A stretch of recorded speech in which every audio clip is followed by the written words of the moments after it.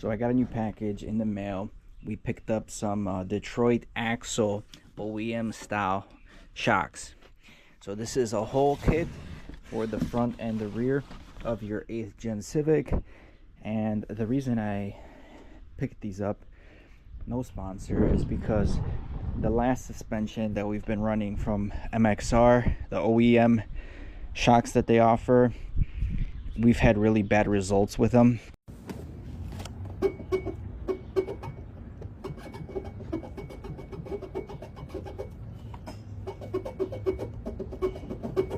And I'll explain that a little bit while I take this stuff apart. But when I was changing all the wheel bearings and doing all the front suspension work with like lower ball joints, tie rod ends, I decided to go with Detroit Axle Company. They offer a 10-year warranty, and as long as you ship the product back to them, they will refund it fully. So it's a hit or miss, you know. I mean, you still get a full product back, but you are shipping some heavy parts back. Let me know if you ever dealt with Detroit Axle and shipping things back and seeing if you receive things for the 10-year warranty. But I figured this is going to be the last suspension setup on this 8th gen Civic. Again, this has been daily driver.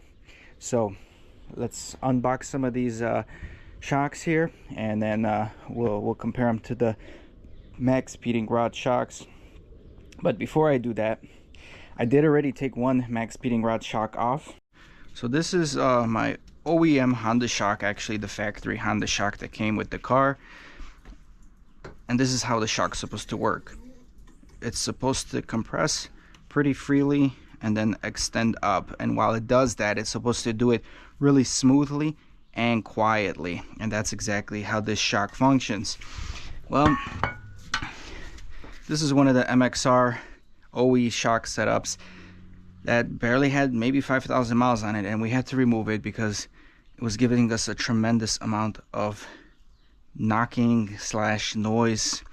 It's the weirdest thing ever. Right when you compress it from the top, or when I start moving, you hear the squeaking. Right there, you hear it?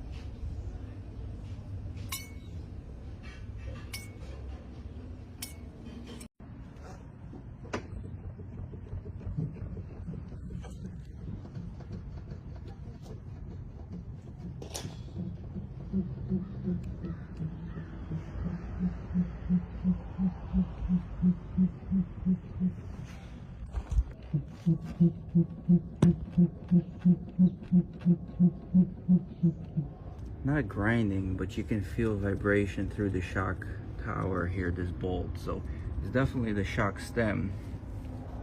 When I compress it, it still goes up, but as it's going up, there's a vibration to it. I feel it in the whole shock body, like a pulsing.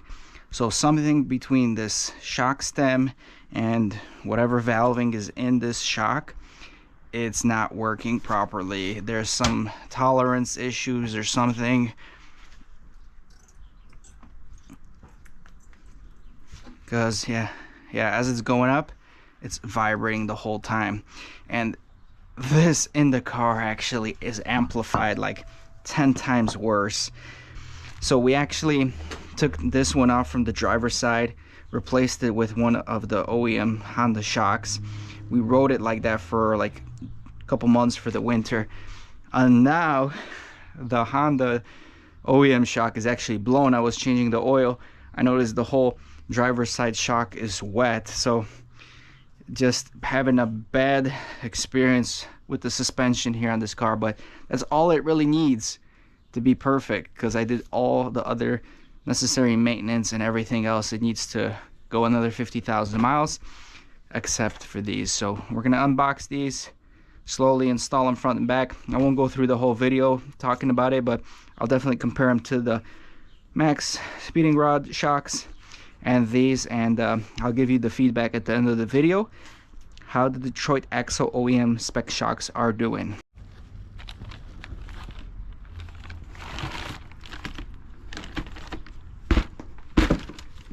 Looks pretty good. This is probably, I don't know which side, one of the sides, but it comes with everything, all the top hat, the bolts, and the boots, the rubber isolator, a brand new spring, so hopefully as long as the internals are good, we should be good.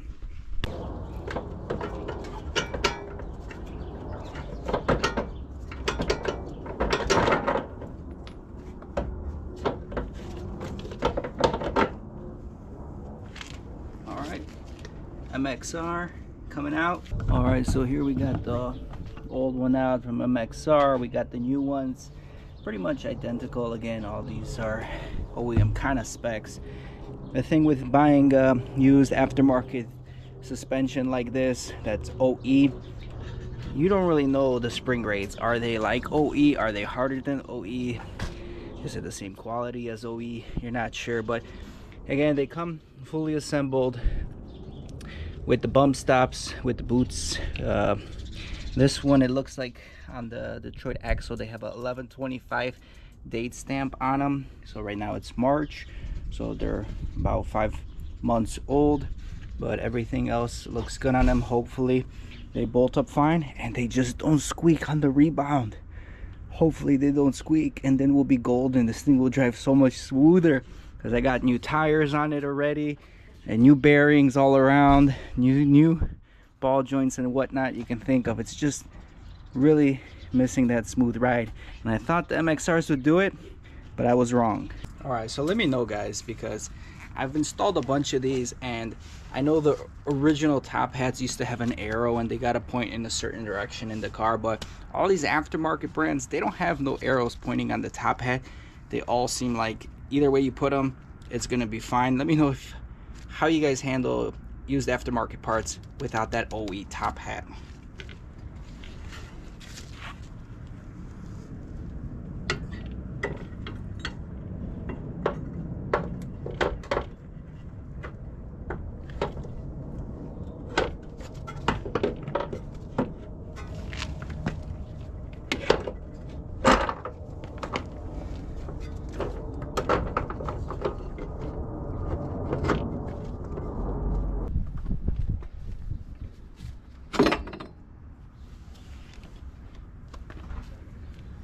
Alright, so key differences here between MXR and Detroit axle is, one, this is a plastic cover, which I'm totally fine with. It's much smaller as well compared to your metal cover right over here, which eventually is just gonna rust. As you can see, it's already starting to rust. Other than that, you can actually remove this whole boot, where on the MXR you can't. The biggest key issue that I really like is the bushings. The bushings feature like a OEM design that have this I don't know what you call it, going through. Essentially, this is in the shaft, and then the boot is inside that housing. So I guess in my opinion it centers a little bit better, and it's a better OEM style design. I mean, compare it to MXR, which was just like, you know, you see the size difference on these as well, which I never liked them. I mean, yeah, you can squish them and they kind of take shape of the OEM housing, but this is definitely a better, superior option with the Detroit axle shocks. And again, these are labeled here again at the date of manufacturing when they were produced. As you can see, this is some just some like lithium grease. I sprayed a bunch of lithium grease in there because, again, the front, the rear shocks, they were all like squeaking, making weird creaking noises on rebound and whatnot, so they gotta go.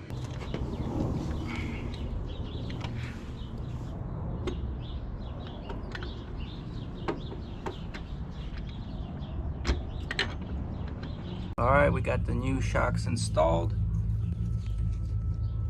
Overall, fit really good. No installation issues, and like I said, that rubber gasket right here fits better and like OEM. You guys can see this whole front OEM shock that I had replaced here blew out. It didn't last too long either, but it did good. It wasn't squeaking, at least. And yeah, as you can see, it's all wet. It's time to replace it. And this brings me to the sponsor of today's video, Super Clean. So I've been using Super Clean pretty much for all my heavy duty degreasing projects, and this is no different than all of them. I don't mind combining Super Clean products. They all work really well.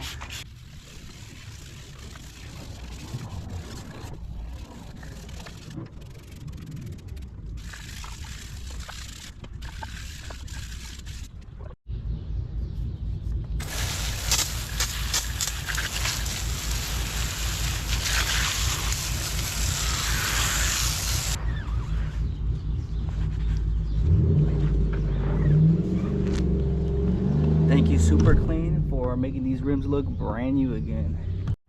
Alright, bonus clip. One of these shocks is no good. This is the OEM one. I'll show you guys the difference in how things operate. Look, I was able to compress this with no pressure whatsoever. Long story short,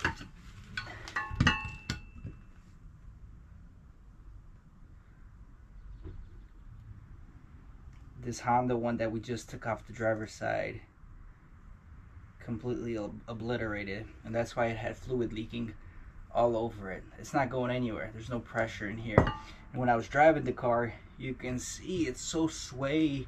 You know, it felt like very bouncy and sway. I didn't have that feedback I normally would because of the dampeners. So that kind of explains the culprit here. All right, so I took it for a spin, guys, and it's working wonderfully. It feels really good. No noises, that's the main thing. No noises compared to the MXR shocks that I've had countless problems with. Surprisingly, you would think an OEM rep, you can't go wrong with an OEM rep. You can't mess up an OEM rep. Well, I guess you could. I'll put some videos of some issues I had with the MXR. If I find them, I'll compile it right now at the end or somewhere through the video so you guys can see what I was talking about. But yeah, I just took the car around the block and it feels good. Shocks feel good. Everything went smoothly, installed pretty well, and hopefully, like I said, they do well for the next couple of years. And if they go bad, I'm gonna keep those OEM boxes they got shipped in, and there is a 10-year warranty. Like I mentioned before, you just have to ship the part back and they will ship you a replacement for free as long as it's within those 10 years. So this car's not going to see 10 years, unfortunately. And I just came from test driving a 09 Coupe EXL model. So it had heated seats, leather seats, and you know what, $4,800 they wanted, 145,000 miles. Previous deer hit it on this whole side. You saw the paint match was terrible. This whole fender was super gloss black, but you see the spray out here, and then you see like a wrinkle clear here. Just a lot of issues. I started up the car, bro. Motor mounts are so shot. The thing's whining like it's supercharged. I pull over later. There's no power steering. It's literally empty. Motor mounts again shot. There's duct tape on the armrests, and this is the shit where this is the reason why I haven't picked up another 8th gen. And honestly, I'm okay just rocking this one till its end of life, because when I got back into this one, I'm like, damn, I'm in a Mercedes compared to some of these used cars that are going for $4,000 or $5,000 this day. And with this war that's happening now, if inflation goes up even more, this thing is going to be worth $8,000 to $10,000 in the next few years, which is this is just crazy. Anyway, comment down below. Again, let me know if you ever used Detroit axle shocks or suspension, and any other suspension, anything actually from them. And if you ship things back, how quick and easy was the turnaround? I ain't here for the